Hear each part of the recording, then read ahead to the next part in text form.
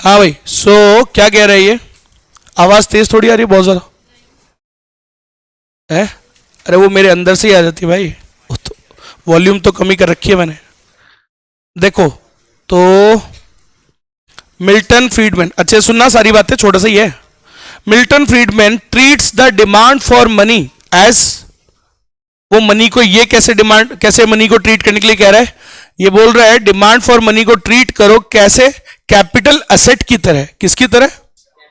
Capital assets. Capital assets क्या है? जैसे ये हमारी एक असेट है, कैपिटल असेट है, हमको लंबे समय तक क्या करके देगी? कमा के देगी, सही है। अरे है ना, फ्यूचर में खूब इससे इनकम होगी। तो अब फ्यूचर में इससे कितनी इनकम होगी सर, क्या वो आज पता कर सकते हैं क्या हम? अबे कर सकते हैं, अंदाजा एवरेज निकाल सकते हैं। तो कैसे? अब सुनना, ठीक है। तो इसने पहली बात तो क्या बोली? मिल्टन फ्रीडमैन ने कहा demand for money should be treated as demand for, जैसे हम किसको खरीदते हैं? कैपिटल एसेट को, ठीक है। कैपिटल एसेट होती है, वैसे ट्रीट करो उसको। अब सुनना, according to this theory the demand for money is affected by, ये थ्योरी कहती है कि मनी पे, जो मनी का आप डिमांड करोगे उस पर वो कैसे इफेक्ट होता है? It is affected by the permanent income and number 2 the relative return on the assets. तो ऐसा याद रख लो ये बात कि इस थ्योरी ने क्या कहा कि मनी का डिमांड किन दो चीजों से इफेक्ट होता है? एक वर्ड है परमानेंट इनकम और दूसरा क्या है? Relative return on the assets, ठीक है। अब सुनना, इसको आगे बताऊंगा, एक्सप्लेन करूंगा। अभी परमानेंट इनकम क्या होता है? परमानेंट इनकम मतलब फ्यूचर में जो आपकी इनकम्स होने वाली हैं भाई। अब आपने कोई एसेट खरीदी तो पहले साल आपको कुछ इनकम होगी, फर्स्ट ईयर, फिर सेकंड ईयर, फिर थर्ड ईयर। मान लो 10 साल की उसकी लाइफ है तो 10 साल तक इनकम होगी ना सर। तो 10 साल तक हमारी उससे कितनी इनकम होगी टोटल? क्या हम उसकी आज प्रेजेंट वैल्यू निकाल सकते हैं क्या कुछ? तो वो उसको कहा गया है परमानेंट इनकम। बस याद करना है, अरे निकालना कुछ नहीं है, इसमें कोई फॉर्मूला भी नहीं है, सिर्फ याद रखने वाली बात है। तो क्या कहा मिल्टन फ्रीडमैन ने? मनी का डिमांड किन दो चीजों से अफेक्ट होता है? एक है परमानेंट इनकम, बोला वो क्या होता है? It is the present value expected of all the future incomes, ये बात याद रखना। दूसरी बात उसने क्या बोली? The relative return on other assets. तो अदर एसेट्स जो है उन पे कितनी रिलेटिव रिटर्न आ रही है वो हम देखेंगे, ठीक है। अब आप सुनना, फ्रीडमैन थ्योरी है ये वाला, प्रैक्टिकल नहीं है, न्यूमेरिकल नहीं आता इस पे कोई। Friedman stated that permanent income, कौन सी इनकम बोली उसने? Permanent income, not current income. जबकि उसने क्या बोली थी? क्वांटिटी थ्योरी ऑफ मनी ने क्या फॉर्मूला था? MV equals to PT, P into T करके क्या आती थी? इनकम। वो करंट इनकम होती थी, ठीक है। वहां प्राइस क्या लेते थे हम? Average price level. अभी क्या प्राइस लेवल चल रहा है? वहां करंट प्राइस लेते थे, समझ गए मेरी बात? तो वो क्या थी? Current income. यहां वो इनकम कौन सी लेने को बोल रहा है? करंट नहीं, कौन सी? Permanent income. नाम क्या है उसका? Permanent income. और वो होता क्या है? फ्यूचर इनकम्स का प्रेजेंट वैल्यू, ठीक है। अरे बात समझ में आ गई क्या? तो पहली बात तो ये याद रखना कि उसमें तो करंट इनकम होती है, यहां पे परमानेंट इनकम होती है, ठीक। चलो सर आगे बात करते हैं। स्टार्टिंग की तीनों थ्योरी में करंट इनकम ही थी, तीनों थ्योरी में करंट इनकम ही थी। एक में P इंटू टी किया, एक में आपने LR is equal to K into Y किया, सब में यही तो चल रहा था। एक में P इंटू वाई किया था बस, एक में सिर्फ Y किया था, वो सारी करंट इनकम थी, ठीक है। अच्छा अब और सुनो, according to Friedman there are 4 determinants of demand for money. तो अब उसने क्या बोला? There are 4 determinants of demand for money. बहुत आसान है, देखो। पहला, the nominal demand for money, आप मनी कितना डिमांड करोगे, ये 4 डिटर्मिनेंट्स है, इसके 4 फैक्टर्स हैं। पहला, it is a function of, वो किस पे डिपेंड करता है? टोटल वेल्थ पे। अब बोलो सर टोटल वेल्थ कैसे निकलती है? सुनना, फॉर्मूला है, कैसे निकालोगे? Permanent income divided by discount rate, interest rate. मैंने कल पहले भी तो बताया था एक फॉर्मूला, प्लॉट की कीमत A/I, याद करो, बताया था। 1 करोड़ का प्लॉट खरीदा, उसकी present current value 1 crore, divide by interest rate कर दो तो थोड़ा अंदाजा लग जाता है वो फ्यूचर में कितने का हो जाएगा इस इंटरेस्ट के हिसाब से। 20% से करोगे डिवाइड तो कितना आया था? 5 करोड़। और अगर 10% से करा था तो 10 करोड़। तो वैसा ही है फॉर्मूला, बस क्या नाम है फॉर्मूले का? परमानेंट इनकम अपॉन याद रखना, बस याद रखने का खेल है। तो यहां क्या है, फॉर्मूला याद रखिएगा। टोटल वेल्थ कैसे निकलेगी बता दो, अरे बोलो, permanent income divided by interest rate. वो इंटरेस्ट रेट ही है भाई, इंटरेस्ट लिख दूं क्या, लिख लो इंटरेस्ट। अच्छा एक और बात सर, इंटरेस्ट रेट तो चलो पता होती है, वो तो गिवन होगी, ये परमानेंट इनकम कैसे निकालोगे, इसका भी एक छोटा फॉर्मूला उसने दिया। 5 असेट्स होती हैं, उनका एवरेज ले लो। क्या ले लो, एवरेज। 5 असेट्स का एवरेज कैसे लेते हैं, पांचों की इनकम को ऐड कर दो, डिवाइड बाय 5 का ले रहे तो डिवाइड किससे करते हैं, अच्छा ये तो पता है आपको, nice nice, sum of all observation divided by total number of observation, your statistics is good. ये तो है ही, तो सिग्मा एक्स चलो बाकी रिकॉर्ड हो रहा है। हाँ तो इट इंक्लूड्स, कैसे आती है परमानेंट इनकम, कैसे आती है बेटा, it includes average return on 5 assets. ठीक है, कौन सी होती है 5 एसेट, ये क्वेश्चन आ सकता है, बोलो मेरे साथ, 5 एसेट्स कौन सी है, मनी, बॉन्ड्स, इक्विटी, MBE, और फिर क्या गया, फिजिकल कैपिटल और ह्यूमन कैपिटल। शॉर्ट फॉर्म बना लो इसका कोई, PH, MBE, PH, MBEPH।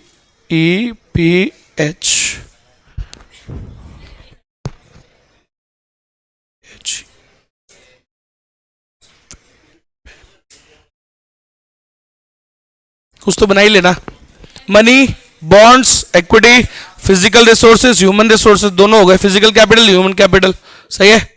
तो याद रखिएगा बेटा, बस भूल मत जाना, बाकी और कोई चक्कर नहीं। MP बे,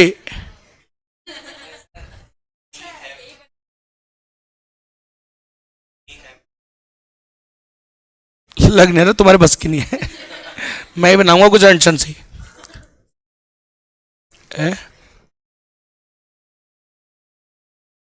क्या कह रहे, जोर से बोल, अरे ऐसे क्या कह रहा है, बोल दे यार। इक्विटी से नहीं नहीं, ऐसे इतना ये और याद रखेंगे, कुछ याद नहीं रहता इनको। हाँ भाई चलो, वो मैं बनाऊंगा कोई गंदी सी, भेज दूंगा, याद हो जाएगा उससे। गंदी सी मतलब, और तुम जानते नहीं मैं कैसे खतरनाक बनाता हूँ समझ रहे हो, 12th क्लास में सिर्फ BST पढ़ाता हूँ, सिर्फ लड़कों को, समझे, कोई कारण है उसका मेरे से बढ़ने के बाद फुल आउट ऑफ फुल आते हैं। मैं जो की बनाता हूं abbreviations, world class, top class, number 1, कोई रिकॉर्डिंग नहीं होती लेकिन उसकी लाइव चलता है सिर्फ वो। अपने अपने अपने डेवलप किए हैं तरीके बचपन से, ऐसे क्या। हाँ भाई MBEPH, तो याद रखिएगा, मनी 5 रिटर्न, देखो याद रखो परमानेंट इनकम कैसे निकलती है, average return on 5 assets, money, bond, equity, physical capital और ह्यूमन कैपिटल। ठीक है, यही क्वेश्चन आते हैं भाई, नंबर नहीं कटने चाहिए। हाँ भाई पहला समझ में आ गया। ह्यूमन कैपिटल में, ह्यूमन कैपिटल पे अपन खर्चा करते हैं ना, ह्यूमन कैपिटल क्या होता है, the amount invested in human resources, आपने उसकी स्किल्स डेवलपमेंट और ट्रेनिंग पे जो पैसा लगाया, जोड़ लो वो तो होता है। हाँ भाई नेक्स्ट, आज मैं इतना बड़ा आदमी बनाऊं तो इतना बड़ा मैं कैसे बना निकाल लूंगा मैं अमाउंट, तो पैसे लगाया, पैसे खर्चा किया है मैंने। हाँ भाई आज भी कर रहा हूं, एक तो पढ़ाई लिखाई पे कभी करने से खर्च मैं वो नहीं करता, झिझकता नहीं हूं, ठीक है, 2 बार नहीं सोचता, एक ही बार सोचता हूं उसमें से, ठीक है, पेमेंट कर देता हूं फिर सीधे ही। तो कई खर्चे करता हूं, डिग्रीज लेने में भी चेक वो नहीं करता, कहीं अब मैं जा तो सकता नहीं हूं कई जगह, तो वहां पैसा चलाता हूं अटेंडेंस तो नहीं हो सकती ना मेरी। अब क्या मानोगे, मैंने ज्यादातर डिग्रीज तो पढ़ाते पढ़ाते ही लिए, कमाते कमाते ही, कमाना चालू जल्दी कर दिया था यंग एज में, तो कब उसके साथ साथ ही अब जा तो सकता नहीं हूं तो पैसे खिलाता हूं पैसे तो खिलाऊंगा ना, अटेंडेंस कैसे चलेगी फिर मेरी। तो ऐसे बहुत सारी इतना ही बता सकता हूं, काफी सारी है, जैसे जैसे एक एक डिग्री आती है पैसे बढ़ते जाते हैं फायदा होता है पढ़ाई, knowledge, knowledge gives power also and money also. एक एक डिग्री होती है तो एक एक आपका पोर्टफोलियो बढ़ते जाता है। जैसे मैं पढ़ाने का मैं, तो अभी मैं एक डिग्री चल रही है, वो उसको जैसे अभी वो फिनिश हो जाएगी नेक्स्ट ईयर हो जाएगी, वो होने से तो आप ये मान के चलो मिनिमम 8-10 लाख का अमाउंट बढ़ जाएगा, जो भी मैं कमाता हूं तो 8-10 लाख कम थोड़ी होते हैं, कम होते हैं खूब होते हैं भाई 8-10 लाख, क्या दिक्कत है, मिनिमम है ये, इतना बढ़ जाएगा उस 1 डिग्री के पढ़ने से, तो क्या दिक्कत है, अपने आप अपने ऊपर काम करते रहना चाहिए। नहीं तो आप कैसे भाई, कैसा एनवायरमेंट चल रहा है डायनामिक, दुनिया आपको रिप्लेस करने के लिए बैठी है, दे आर वर्किंग भाई, they are doing hard work, आपको भी तो हार्ड वर्क करना पड़ेगा ना खुद को उसमें बने रहने के लिए, समझ रहे हो, हर चीज स्टैटिक थोड़ी होती है, अपने ऊपर काम करते रहना पड़ेगा। सीए भी बन जाओगे तो आपका क्या खत्म हो जाएगा क्या, उसके बाद तो एक्चुअल काम चालू होता है, फिर कंपटीशन ऑफ लाइफ चालू होता है, समझ रहे हो, तो फिर अपने ऊपर और काम वैल्यू एडिशंस करने पड़ेंगे, और क्या, तुम नहीं करोगे तो कोई और तो कर ही रहा है ना, समझ रहे हो, दुनिया में हर आदमी आपको रिप्लेस करने के लिए बैठा है, so you have to work on yourself, तो खुद को बढ़िया पैकेज बनाओ, इररिप्लेसेबल बनाओ, जितना बढ़िया खतरनाक पैकेज बनेगा तो आपको कोई भी इजीली हटा नहीं पाएगा, मतलब इतना आसान नहीं होना चाहिए किसी को आपको हटाना कि भाई हटाए तो क्या लगे उसको 3-4 साल लगे रिकवर करने में, बोला क्या गए, तो ऐसा पैकेज बनाना पड़ता है खुद को, तो इसके ऊपर काम करना पड़ता है। हाँ भाई,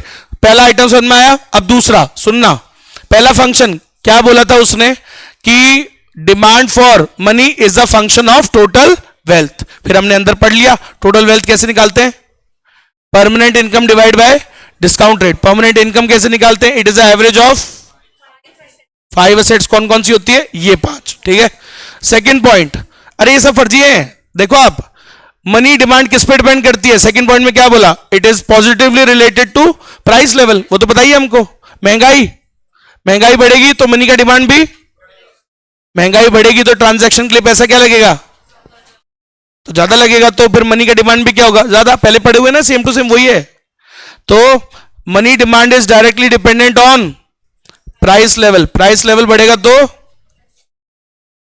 प्राइस लेवल बढ़ेगा तो मनी का डिमांड बढ़ेगा, प्राइस लेवल घटेगा तो मनी का डिमांड घटेगा, चाहो तो पूरा लिख लो, प्राइस लेवल बढ़ेगा तो ट्रांजैक्शन के लिए ज्यादा पैसा लगेगा, तो फिर transaction amount will be more and your money का डिमांड विल बी मोर, सही है। आज जो चीजें 50 रुपए की है, मान लो कल 60 रुपए की होगी, तो अब ज्यादा पैसे चाहिए होंगे ट्रांजैक्शंस के लिए।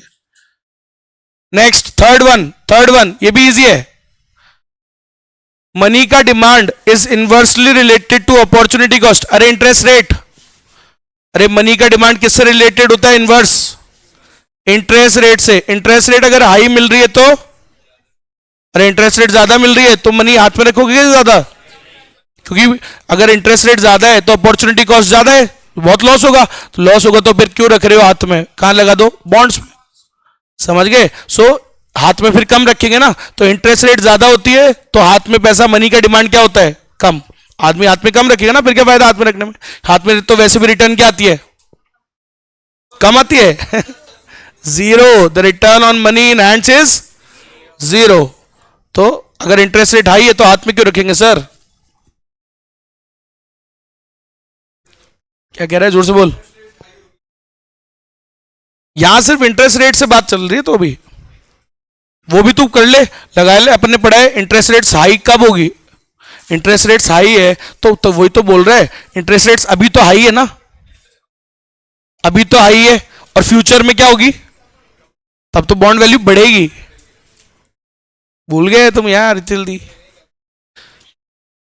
नेक्स्ट और लास्ट पॉइंट क्या कह रहा है, इन्फ्लेशन, अरे इन्फ्लेशन प्राइस लेवल और ये एक ही बात होती है भाई, it is influenced by inflation, positive inflation होगी तो आपकी क्या होगी, positive inflation reduces the real value of money, मैंने पढ़ाया था डिमांड चैप्टर में माइक्रो इकोनॉमिक्स में, रियल इनकम होती है एक, रियल इनकम क्या होती है, हम कितना खरीद सकते हैं चीजें, क्वांटिटी में होती है ना, भाई मान लो मेरी इनकम है 5,000, ठीक है, एक शर्ट है 1,000 रुपए की, तो कितनी शर्ट खरीद सकता हूं, 5, क्वांटिटी में होती है ना, तो रियल इनकम क्या होती है, परचेजिंग पावर होती है, बताया मैंने, जो मेरे से पढ़े हुए सब जानते हैं डिमांड चैप्टर, रियल इनकम क्या होती है, परचेजिंग पावर, तो जब इन्फ्लेशन हो जाती है तो अब आपको वही सेम चीजें खरीदने के लिए क्या चाहिए, ज्यादा परचेजिंग पावर चाहिए, अरे आया ना, तो फिर इन्फ्लेशन ज्यादा होती है, पॉजिटिव इन्फ्लेशन, तो उससे हमारी क्या होती है, अब हम उतना नहीं खरीद पाएंगे, सोचो वही 1,000 रुपए की चीज टी शर्ट कितने की हो गई, 1,500 की, तो अब विद द सेम मनी आप कितनी खरीद पाओगे, सिर्फ 3, पहले कितनी खरीद सकते थे, 5,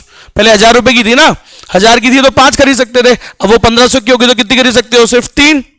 तो सर इन्फ्लेशन जब बढ़ती है, पॉजिटिव इन्फ्लेशन होती है, तो उससे रियल इनकम परचेजिंग पावर क्या हो जाती है? कम हो जाती है। तो वही तो कह रहा है, positive inflation reduces the real value of money and it raises the opportunity cost of money holdings, ultimately it results in lower demand for money holdings. तो याद रखो भैया, ये अब सुनो ढंग से, वापस सुनो।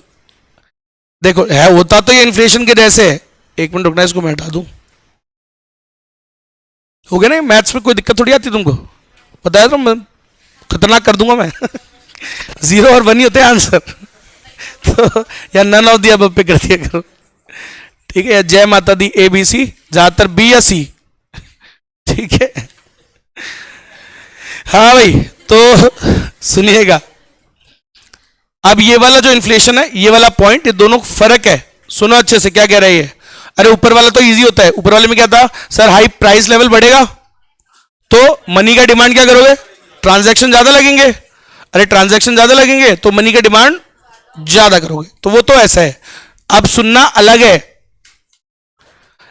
तो क्या कह रहा है ये सर? मनी का demand is influenced by inflation. यहां तक कोई दिक्कत?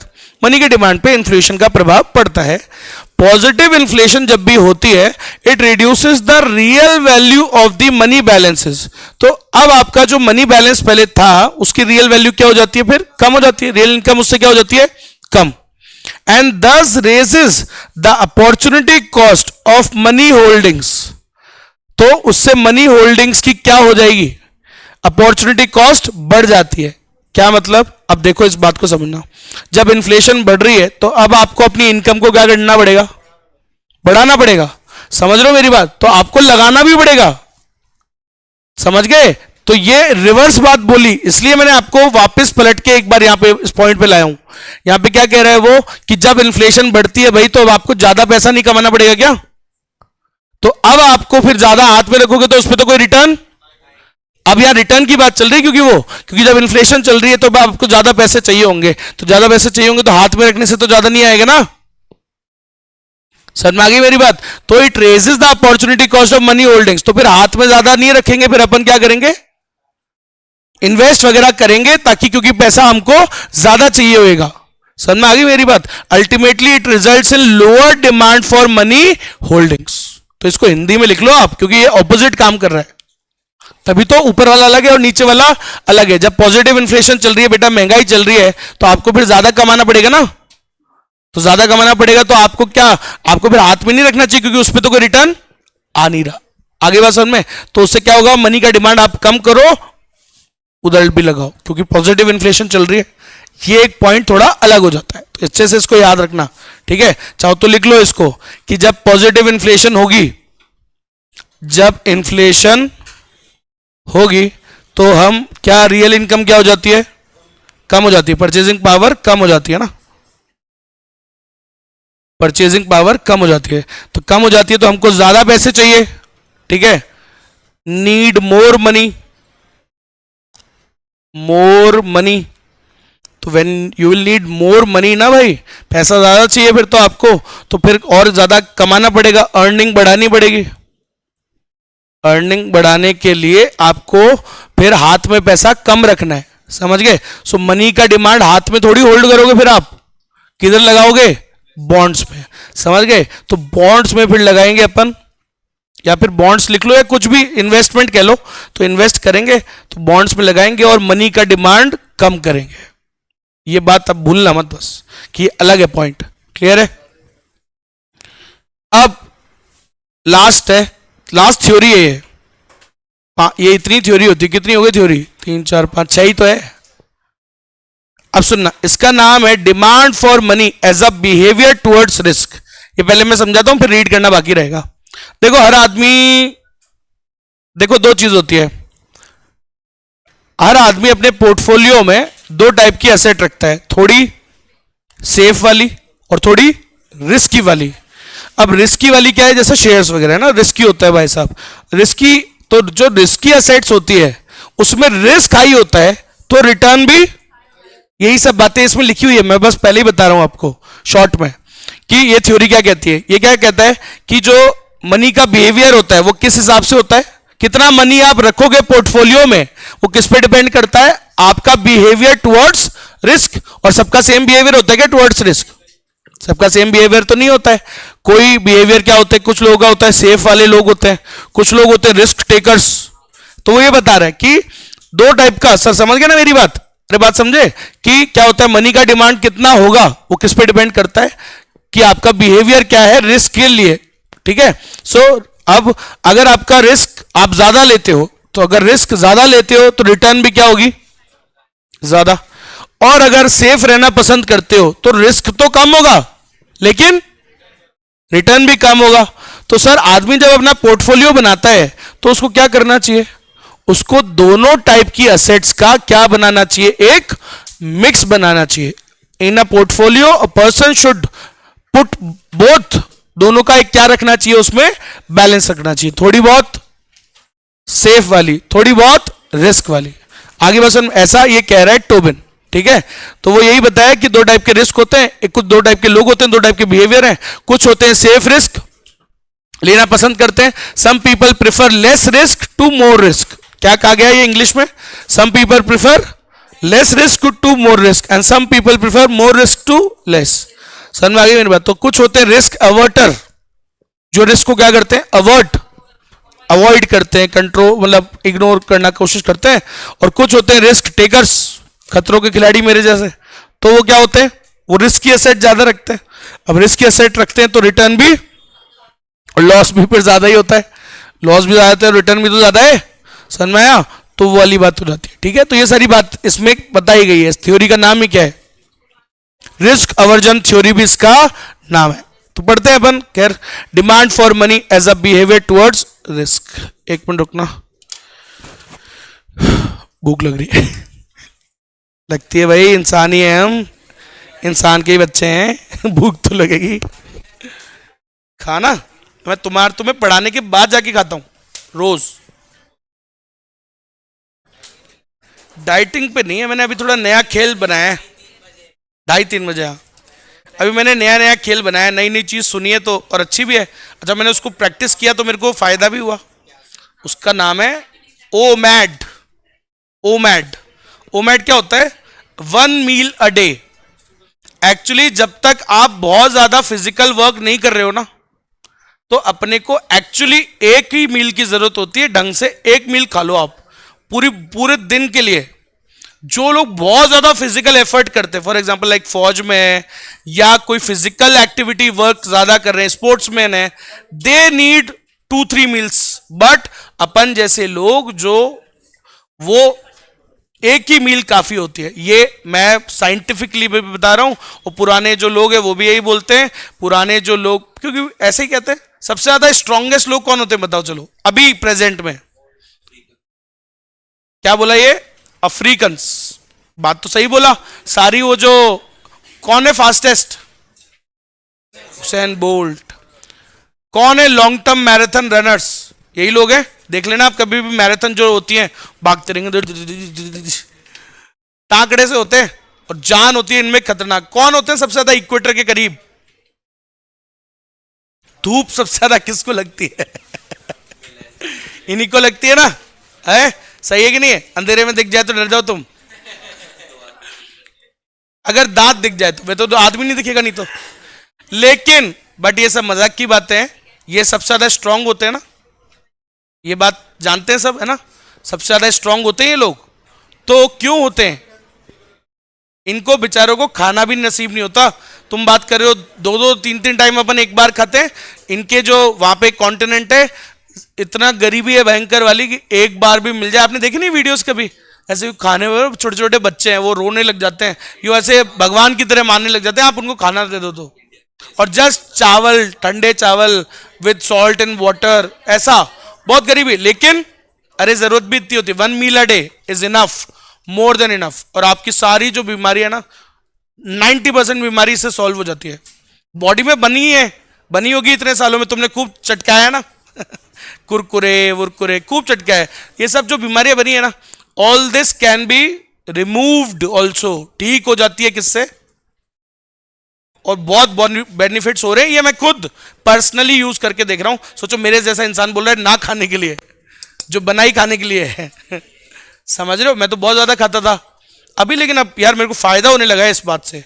तो मैं अब क्या करता हूं, जैसे रात को खा लिया तो मैं फिर पूरा कम से कम 12 घंटे का गैप डालता हूं, बहुत अच्छा फील होता है, ऐसा लगता है कि सारे टॉक्सिन्स मर गए। फायदा है, आराम से करना है ऐसे करके देखना, क्योंकि इतना फिजिकल लेबर आपका है नहीं। बीमार पड़ते हैं अपन, ज्यादा खाने से ज्यादा बीमारियां हैं, ना खाने से बीमारी ज्यादा नहीं हो रही, ज्यादा खाने से ज्यादा बीमारी होती है। समझ में आ रही है मेरी बात? ये फैक्ट है, साइंटिफिक फैक्ट है। चलो खैर कोई नहीं, 5-5 रुपए पेटीएम कर देना ये सारा ज्ञान के लिए, समझे? पैसे तो इकोनॉमिक्स के दिए ना तुमको, ये वाला ज्ञान तो एक्स्ट्रा ही देता हूं। है आए नहीं आज तक कभी, आए नहीं। हाँ भाई चलो, जेम्स टॉबिन, ढंग से सुनना बेटा फटाफट, जल्दी जल्दी सामने पाजी। हाँ भाई जेम्स टॉबिन, अरे वो कोई पुराना आदमी चल रहा है यार, बार बार वही नाम है। ऊपर वाले का क्या नाम था? फ्रेडमैन। उससे ऊपर वाले का नाम क्या था? बॉमल एंड, ये बाद में फिर इनको अलग अलग होकर मस्ती चढ़ती, बोला मैं भी मेरी भी बनाऊंगा। जैसे कीन्स का था, इसको भी अलग चढ़ रही है। तो टॉबिन ने अलग जाके एक थ्योरी दी, क्या नाम है?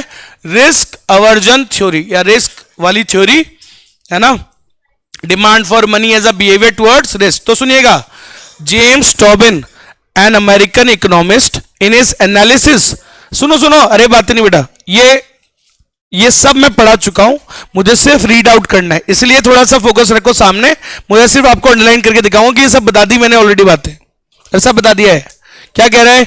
जेम्स टॉबिन अमेरिकन इकोनॉमिस्ट था, उसने क्या कहा खुद के एनालिसिस में? He makes a valid assumption that people prefer more wealth to less.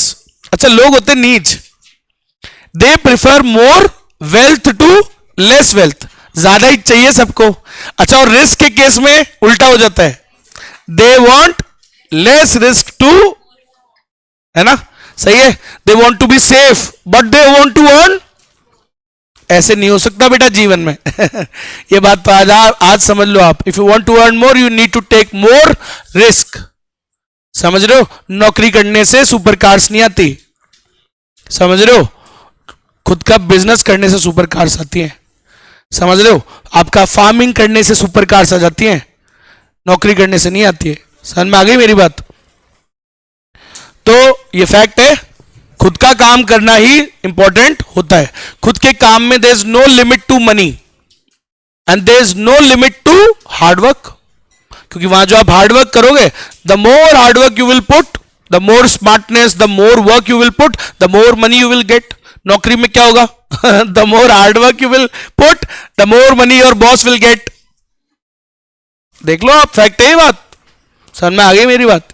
मैं आज तक जब 2021 तक नौकरी कर रहा हूं, तब कभी भी मैं कभी संडे को काम नहीं किया, कोई मेरे ऊपर प्रेशर डाल नहीं पाया। मैं हमेशा साहब बोलता था, मैंने कहा Sunday it's Sunday, don't call मी।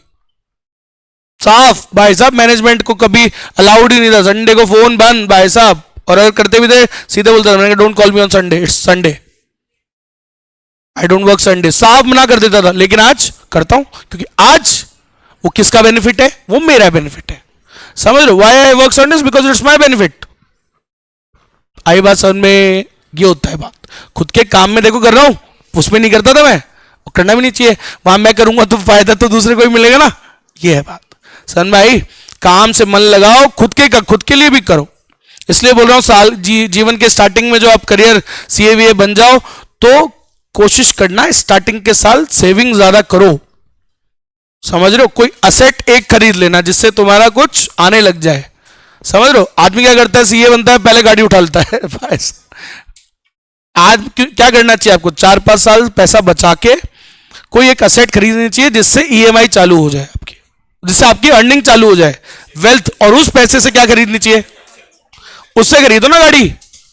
सोचो आपने एक ऐसा फ्लैट ले लिया जिससे 30,000 रुपए का रेंट आ रहा है, अब उस 30,000 से ले लो स्कॉर्पियो, आगे बसन में वो 30,000 ईएमआई भरते रहेगा आपका। ऐसे तो स्टार्टिंग में पैसे उड़ाने नहीं है, थोड़े बच रखने, थोड़ा सा कर लेना मजा, लेकिन थोड़ा कंट्रोल करना है एक्सपेंसेस पे। Stay away from the EMIs. EMI लो तो असेट के लिए लो जो आपको इनकम कमा के देना चालू कर दे। कहीं जैसे 30,000 का फ्लैट मान लो एक आपने ले लिया जिसका ईएमआई आ रहा है 30 और खरीद के उसको रेंट पे चढ़ा दिया 20 आ रहा है मान लो रेंट, तो आपको तो सिर्फ कितने ही देने पड़ रहे हैं, है ना? खेल, बहुत खेल होता है। चलो आराम आराम से सामने देखो, जल्दी से फिनिश कर रहा हूं। लोग होते हैं नीच, क्या? He makes a valid assumption that people prefer more wealth to less wealth. लेकिन अब सुनना, according to him an investor is faced with the problem of what proportion of his portfolio of financial asset he should keep in the form of ready money मतलब cash, and how much in the form of investment. Sir कमाना तो वो ज्यादा ही चाहता है हमेशा, है ना, बट वो हमेशा क्या रहता है, काफी वो कंफ्यूज रहता है। वो इन्वेस्टर को हमेशा प्रॉब्लम आती है ये बात समझने में कि कितना वो मनी हाथ में रखे और कितना इन्वेस्ट करे। सही है, ठीक है, इन्वेस्ट करे काय में, बॉन्ड्स में जिसमें कोई कमाई इंटरेस्ट आए। An individuals portfolio also consist of more risky assets like shares. तो बॉन्ड्स में तो लगाता ही है, बॉन्ड थोड़े से लेस रिस्की होते हैं, लेकिन आजकल तो क्या है सर, क्योंकि कीन्स के बाद की है ना, बात की थ्योरी है तो थोड़े मॉडर्न हो गए ना, मॉडर्न, तो आजकल तो सर रिस्क एसेट्स भी रखते हैं पोर्टफोलियो में जैसे कि शेयर्स। अब और सुनना, according to Tobin when individuals are faced with various safe and risky assets they diversify their portfolio by holding a balanced combination of safe and risky asset. तो सर एक जब इंडिविजुअल्स के सामने परेशानी आती है कि कुछ सेफ है एसेट्स और कुछ रिस्की वाली होती है, तब वो क्या करता है, उन दोनों का एक बैलेंस्ड कॉम्बिनेशन बना लेता है, ठीक है, ऑप्टिमम कॉम्बिनेशन बना लेता है कि थोड़ी सी वो थोड़ी सी वो। अब आगे क्या कह रहा है, according to Tobin an individual risk averse individuals behaviour shows risk aversion which means they prefer less risk to more risk. Sir ज्यादातर लोग क्या करते हैं, रिस्क अवर्टर बिहेवियर होता है उनका, वो रिस्क को अवर्ट करने की कोशिश करते हैं। They always prefer less risk to, वो कोशिश यही करते हैं कि उनका रिस्क क्या हो, कम। तो सर लेकिन रिस्क कम होगा तो रिटर्न भी क्या होगा, कम। अब इफ बोल रहा है, इफ मतलब मान लो मेरे जैसे खतरों का खिलाड़ी है, तो if an individual chooses to hold a greater proportion of risky assets such as bonds or shares in his portfolio, उसकी earnings भी क्या होगी, higher average return आएगा, but will bear a higher risk also। अरे आई के बाद समझ में, रिस्क अवर्टर जो है उसका रिस्क कम होगा तो रिटर्न भी क्या होगा, कम। लेकिन जो खतरों का खिलाड़ी होगा उसका क्या होगा, उसका वो ज्यादा प्रपोर्शन काय का रखेगा, रिस्की एसेट्स का, तो उसका फिर रिटर्न भी क्या होगा, एवरेज रिटर्न ज्यादा होगा और रिस्क भी ज्यादा होगा। So Tobin argues that a risk averter will not choose such a portfolio. Risk averter कभी ऐसा पोर्टफोलियो नहीं बनाएगा जिसमें ज्यादा क्या हो, रिस्की एसेट्स हो, ठीक है। चलो और क्या कह रहा है, अरे फालतू फर्जी बातें कर रहा है। In the other case, an individual who in his portfolio of wealth holds only safe and riskless assets, तो उसकी रिटर्न भी क्या होगी, he will be taking, जब रिस्क की जीरो ले रहे हैं तो रिटर्न भी क्या मिलेगा, no return. Therefore people prefer a mix or diversified portfolio जिसमें वो क्या करते हैं, दोनों रखते हैं, each person opting for a little different balance between risk and return. तो वो रिस्क और रिटर्न का बैलेंस बनाते हैं, थोड़ा रिस्क देखते हैं, थोड़ा रिटर्न भी देखते हैं। समझ में आ गया क्या, खत्म। अब सुनना, सारी थ्योरी हो चुकी है खत्म, अब बस ये लास्ट में कुछ रीड आउट कर लेते हैं, फालतू की बातें मेरे को तो मजा नहीं आता पढ़ाने में, लेकिन करना तो है, एक दो बातें हैं काम की इसमें। लो फिनिश करते हैं, खत्म है ये टोबिन्स लिक्विडिटी प्रेफरेंस फंक्शन। इसमें दो क्वेश्चन आ सकते हैं, इसमें से बताता हूं क्या कह रहा है। टोबिन्स लिक्विडिटी प्रेफरेंस फंक्शन हम भूल ही गए। अरे टोबिन की थ्योरी क्या थी, टोबिन की थ्योरी काय पे, लिक्विडिटी प्रेफरेंस पे ही है, सब ट्रांजैक्शन पे ही है, सारी की सारी बातें। देखो Tobin derived his liquidity preference function showing the relationship between rate of interest and demand for money.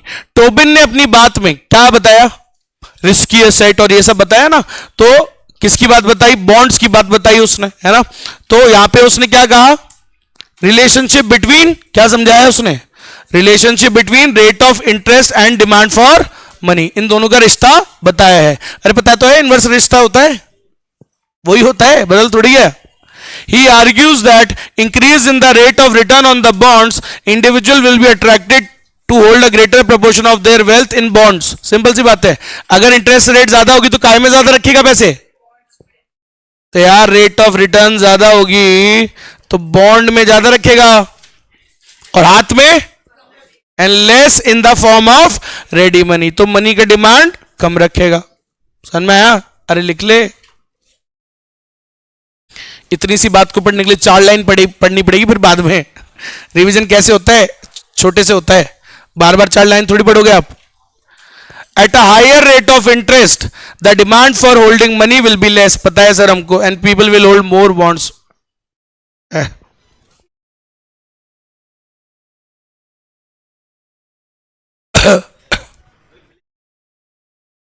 ये कहाँ है वो, ये बैठा है ना इधर,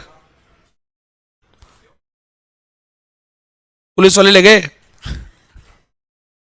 अरे इसी को ले जाओ साथ में।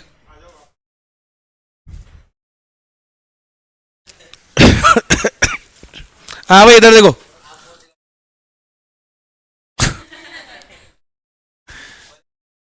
मैं बीएसटी बस चेंज करता रहता हूं।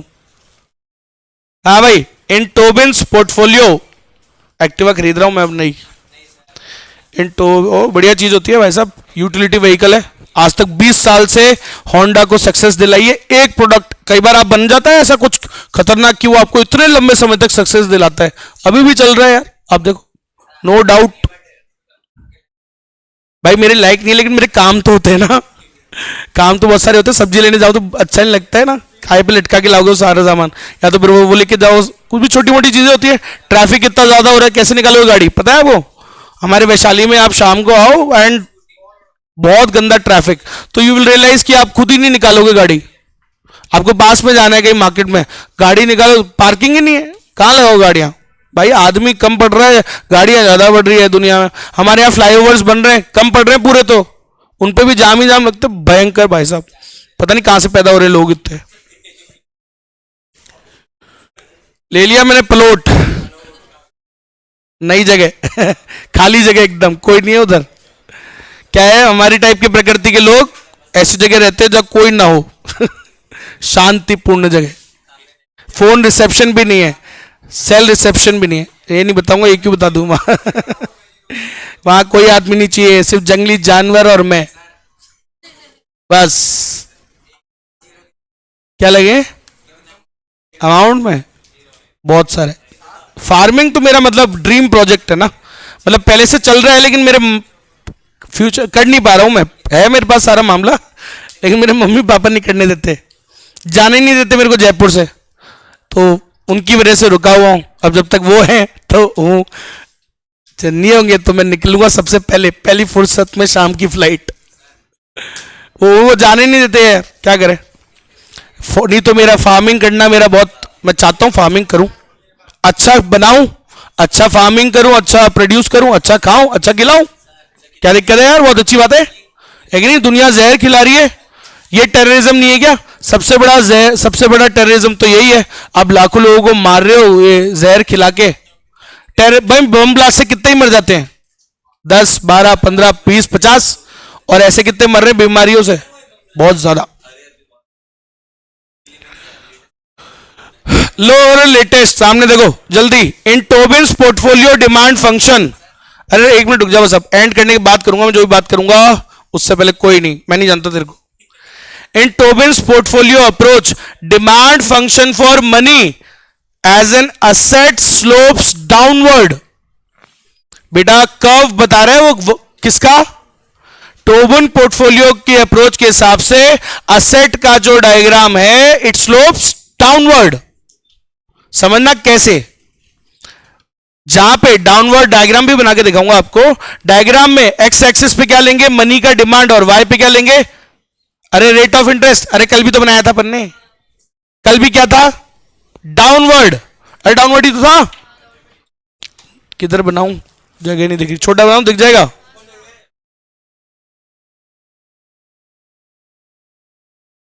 अरे वाई एक्सिस पे क्या है, वाई पे पूछ रहा हूं, वाई पे क्या है? Interest rate. एक्स पे क्या है? Demand for money. ठीक है। सो अब कैसा है वो? डाउनवर्ड। इंटरेस्ट रेट अगर ज्यादा होगा तो हाथ में, तो अगर if the interest rate is high, high है तो भाई हाथ में रखोगे, हाथ में क्यों रखना है पैसा फिर? सही है, 10% कुछ भी कर लो। तो ये इसको क्या बोला था कल? M1 मनी इतना रखेंगे ना। अगर इंटरेस्ट रेट क्या हो जाए? कम। इंटरेस्ट रेट कम है तो फिर बॉन्ड में क्या रखोगे? अरे अभी कम है तो फिर तो बढ़ेगी ना फ्यूचर में, कैपिटल लॉस हो जाएगा। तो जब इंटरेस्ट रेट कम होती है बहुत ज्यादा, तो फिर क्या, it's better to put in the cash. हाथ में रख लो भाई, क्योंकि रिटर्न तो वैसे भी कुछ खास आ नहीं रही है। तो 5% है तो ये हो गया M2। दोनों को जोड़ोगे कैसा कर्व बनेगा? अरे कर्व कैसा बनेगा? डाउनवर्ड।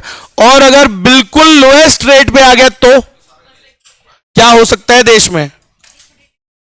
बताया था ना, R0। If the interest rates fall to the lowest level, जहां ऐसे लेवल पे आ जाए कि भाई इसके बाद तो इससे ज्यादा नीचे तो नहीं जाएगी, अब जाएगी तो फिर ऊपर ही जानी है। ऐसे लेवल पे आ जाए तो क्या हो सकता है? देश किसमें फंस जाता है? फंस सकता है लिक्विडिटी ट्रैप में। और तब तुम्हारी कौन सी पॉलिसी इनइफेक्टिव हो जाएगी? ऐसे ही याद रखा करो। समझ में आया? फिर तुम कितनी लगा लो मॉनेटरी पॉलिसी, कितना ही डाल ले सरकार पैसा, वो फिर निकालना मुश्किल हो जाता है उस ट्रैप से। समझ गया क्या मेरी बात? ठीक है। आपको समझ में आ रही है दीदी? इको ठीक है आपके पास? वो समझ में आ रही है बातें? थोड़ी थोड़ी बोल दिया यार ऐसे। अच्छा ठीक, ऐसे आ रही है मतलब है? ठीक है, ठीक। धन्यवाद। हाँ भाई, इधर इधर इधर। वेयर हॉरिजॉन्टल एक्सिस पे क्या है? Demand for money. Vertical axis पे क्या है? Rate of interest. ठीक है। अच्छा, कर्व कैसा हुआ? डाउनवर्ड स्लोपिंग होता है। Downward sloping liquidity preference function curve shows that asset demand for money in the portfolio increases as the rate of interest on the bonds fall. Interest fall होगी तो bond की value, अरे पता है यार, सब पढ़ा चुका हूं, लिख लो इधर। इंटरेस्ट रेट कम होगी, बॉन्ड की वैल्यू बढ़ेगी।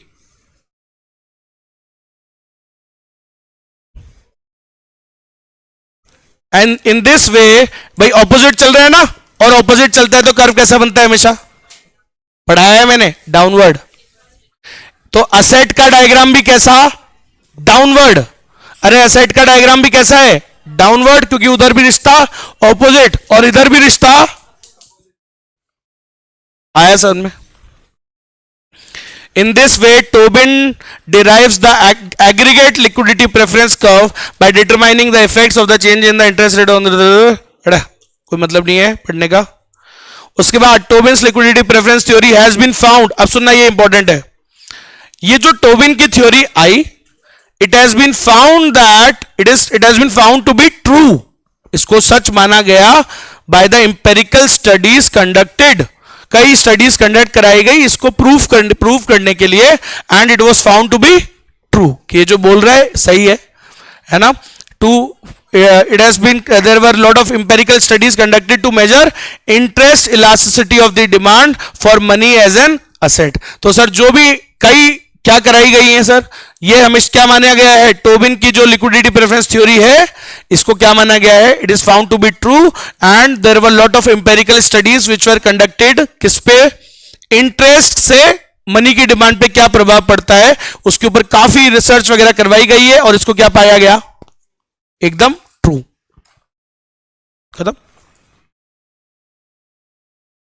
खत्म खत्म, पैसा हजम। अब सुनो, हाँ भाई, स्टॉक ऑफ मनी। सुनिएगा, स्टॉक ऑफ मनी। आज काम करना था यार, बहुत जरूरी, तुम्हारे चक्कर में काम नहीं हुआ। वो करने के लिए तुम्हारी क्लास ही कैंसिल करनी पड़ती, फिर मेरे को करनी पड़ती। वो कर नहीं सकता था ना मैं। हाँ भाई, सैक्रिफाइस करना पड़ता है, फिर उससे क्या होगा? मेरा काम तो अभी भी नहीं होगा। काम के लिए तो मेरे को फिर 10-11 बजे जाना पड़ता है। कोई नहीं, अब तो पढ़ो। हाँ भाई, इधर इधर बेटा, सेकंड यूनिट स्टार्ट हो रही है। अब 2 यूनिट बची है। अरे रिलेटिवली रिलेटिवली इजियर है, थोड़ी सी बहुत ज्यादा इजियर भी नहीं है, ऐसे अच्छी है। लेकिन आपको बताऊं ये 10 के 10 नंबर आ जाते हैं इस चैप्टर में। देखो चैप्टर नंबर 9 बड़ा है, क्या नाम था, इंटरनेशनल ट्रेड, 5 थी। उसको भी अगर आप सोच समझ के पढ़ोगे ना तो उसमें भी ज्यादा से ज्यादा पढ़ सकते हो। 2-3 तो इजी है, समझ गए। एक तो एफडीआई वाली है, एक आपकी फॉरेन एक्सचेंज है, वो तो है ही इजी। एक फर्स्ट वाली है वो भी इजी, है, ज्यादा क्वेश्चन बनते नहीं उसमें। बाकी फिर 2 ही तो बड़ी बची है, एक वो टैरिफ वाली है, एक वो डब्ल्यूटीओ वाली है, आरटीए एग्रीमेंट्स, उसमें भी फुल नंबर आते हैं, क्योंकि वो पॉपुलर ही पूछता है, ज्यादा अंदर नहीं घुसता है वो पॉपुलर वाली ज्यादा पूछता है, समझ गए। तो अच्छे से पढ़ोगे ना तो फुल आउट ऑफ फुल भी आ सकते हैं। इसमें तो ये तो है छोटा, इसमें तो जल्दी आ जाते हैं, 3 ही तो यूनिट है इसमें। चलो चलो चलो, कंसेप्ट ऑफ मनी सप्लाई, ढंग से सुनना बेटा। अभी तक क्या पढ़ा था, मनी का डिमांड। अब हम क्या पढ़ रहे हैं, मनी की सप्लाई कहां से आती है, मनी आता कहां से है वो पढ़ेंगे।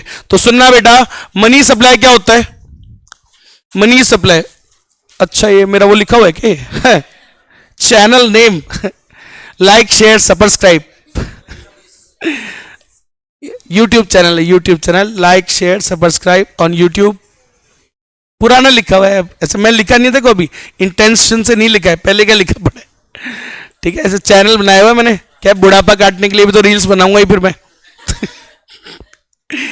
और ये गांव में जाके कुछ तो करूंगा मैं, गांव में जाके टाइम फ्री खूब गांव में टाइम बहुत होता है, तो गांव में क्या होता है, थोड़े टाइम में गांव वालों की सेवा कर लूंगा, सुबह वो लगा लूंगा, क्या बोलते हैं वो, जनता दरबार, तो थोड़ी देर आ जाएंगे वो, उनकी जो परेशानियां होंगी वो जो कर सकता हूँ वो कर दूंगा उनके लिए। बाकी फिर फ्री है, दिन में रील्स बनाएंगे बढ़िया, कच्चा बादाम पक्का बादाम टाइप्स तो हाँ भाई, तो लाइक शेयर सब्सक्राइब करते रहो। हाँ भाई, अभी नहीं करना है, पढ़ाई कर भी, हाँ यही है बेटा।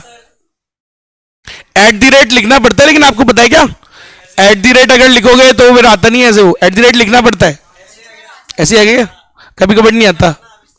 चलो बाद में, अरे बाद में यार, बाद में तो दाढ़ी मूछ नहीं है तो काटना भी होता है ना कभी कभी। हाँ भाई इधर देखो, नजर लग जाती है, मैं दाढ़ी हटा देता हूं तो फिर क्या ज्यादा वो हो जाता है, ब्यूटी हो जाती है। अरे क्या है, सबको दिखा रहा है, पागल है क्या तू गलत बात, नजर लग जाती है। हाँ भाई चलो चलो, बातें नहीं यार, अरे फोन बंद कर लो। बेटा आप समझो, 5 दिन में मेरे को खत्म करना है कोर्स, ठीक है। 21 तारीख को नया कोर्स स्टार्ट होगा, तो ढंग से सामने देखो। अब चालू हो रहा है मनी का सप्लाई। मनी का सप्लाई क्या होता है सर, मनी की supply means the supply of money, money का supply, it is the total quantity, देश में कितना मनी अवेलेबल है, तो it is the total quantity of money available to the public, available with the public, जनता के पास कितना मनी अवेलेबल है, टोटल मनी का कितना स्टॉक पड़ा हुआ है, उसको क्या बोलते हैं, मनी सप्लाई बोलते हैं, जनता के पास, पब्लिक के पास। अब पब्लिक किसको कहा गया है वो सुनना अच्छे से, पब्लिक का मतलब जनता नहीं है, सुनना। फिर से बोल रहा हूं, मनी सप्लाई क्या है, अभी तक डेफिनेशन बोलो, it is the total stock of money, total quantity of money available in the hands of the public in the economy. And what is public, public का भी मीनिंग बताऊंगा। एक और बात, द क्वांटिटी ऑफ मनी कैसा concept होता है, it can be measured at any point of time. तो स्टॉक कॉन्सेप्ट हुआ ना, अरे तुम्हारे पास कितना पैसा पड़ा है, अभी तुमसे पूछ लूंगा तो उतना ही तो रहेगा, बदल थोड़ी जाएगा, फिर 10 मिनट बाद पूछूंगा तो बदल जाएगा क्या, तो सर सिंपल सा है ना, स्टॉक ऑफ मनी तो कभी भी मेजर किया जा सकता है। अभी मान लो आप सबके पास कितने पेन पड़े हुए हैं, अभी मेजर कर सकते हैं ना इस पॉइंट ऑफ टाइम पे, तो ये क्या है, स्टॉक क्वांटिटी। ऐसी मनी को भी गिन सकते हैं, मनी एक ऐसी चीज है जो गिनी जा सकती है कि अभी कितने पड़े हैं, सही है कि नहीं है, तो अभी कितने पड़े वो मेजर किया जा सकता है इस पॉइंट ऑफ टाइम पे, तो ये स्टॉक क्वांटिटी होती है। स्टॉक वेरिएबल्स बोलते हैं, सो क्या बोलते हैं, स्टॉक वेरिएबल, ठीक है। अभी तक याद रखो, 2 वेरिएबल होते हैं, एक जिसको अभी एंड टू एंड मेजर कर सकते हैं हम, जो बदलता नहीं है बार बार, है ना, जो कांस्टेंट रहता है, उसको क्या बोलते हैं, स्टॉक क्वांटिटी। और जो समय के साथ चेंज हो जाता है, जैसे प्रॉफिट, प्रॉफिट कौन सा क्वांटिटी होता है, फ्लो वेरिएबल, क्योंकि वो क्या होता रहता है, चेंज। एक दिन का प्रॉफिट अलग होगा, एक हफ्ते का, एक मंथ का, एक साल का, और साल टू साल का भी क्या होगा। तो प्रॉफिट एक ऐसी क्वांटिटी होती है जो चेंज होता रहता है। याद करो, अकाउंट्स में लिखते हैं हम income and expenditure for the year ending, क्या लिखते हैं, उसमें ओपनिंग स्टॉक भी आता है, क्लोजिंग भी आता है, फिर जो करंट परचेजेस है वो भी आती है, आता है ना ट्रेडिंग पैनल में। क्या लिखते हो, for the year. For the year क्या होता है, पहले दिन से लेके पूरा टाइम देखेंगे हम उसको। ये तो सर एक पॉइंट पे थोड़ी मेजर कर सकते हैं प्रॉफिट को। प्रॉफिट के लिए क्या देखना पड़ता है, एक टाइम पीरियड देखना पड़ता है, या तो एक हफ्ते का देखोगे, या एक महीने का देखोगे, या एक साल का देखोगे, है ना। तो पूरा टाइम देखना पड़ता है स्टार्टिंग से लेके एंड तक।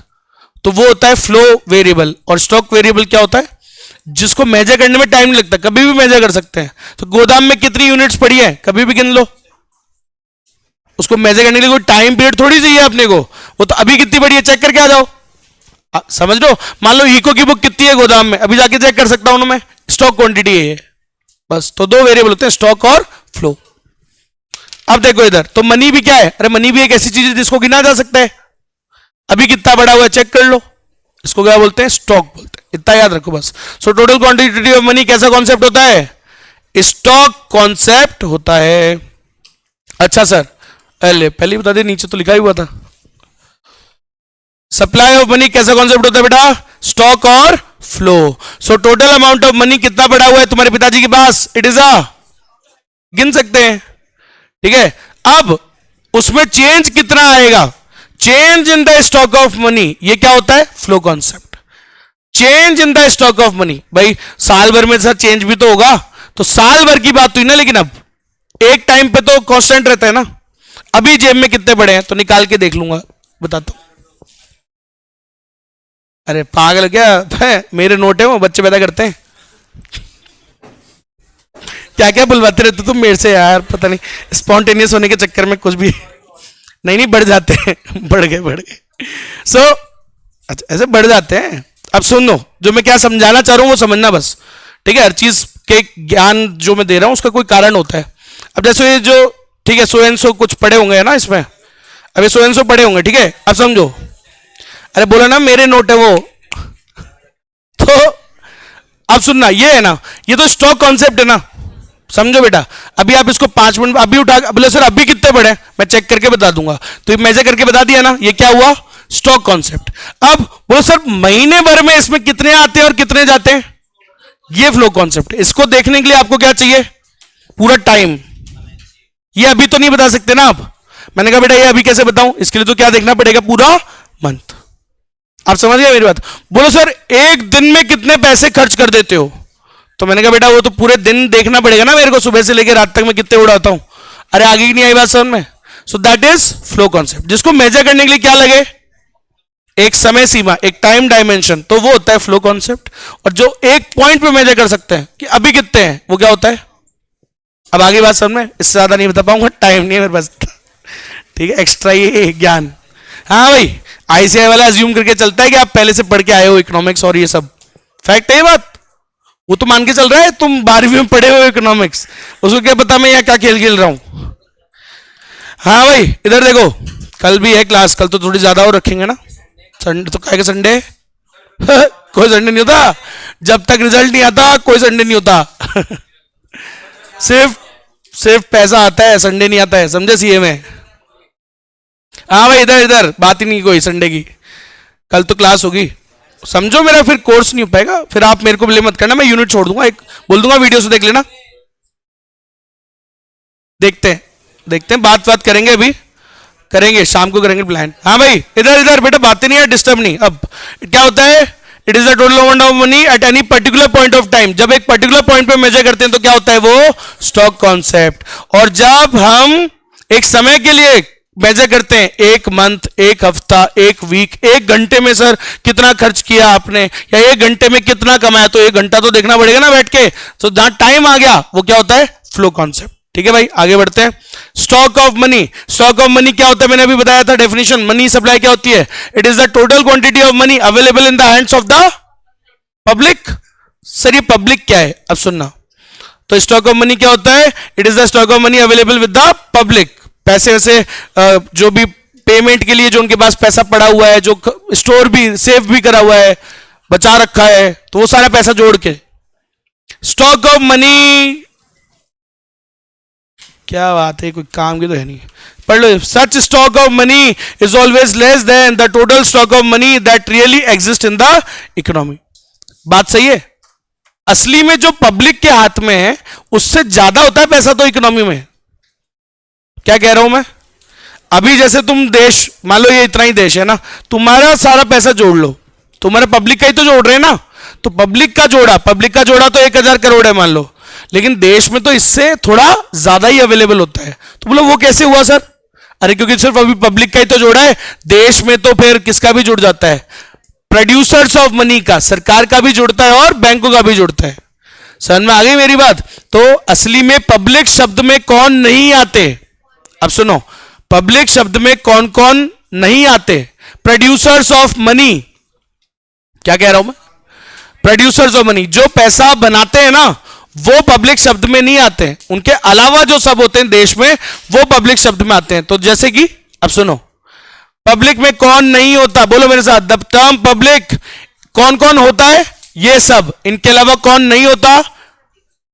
It includes all these people.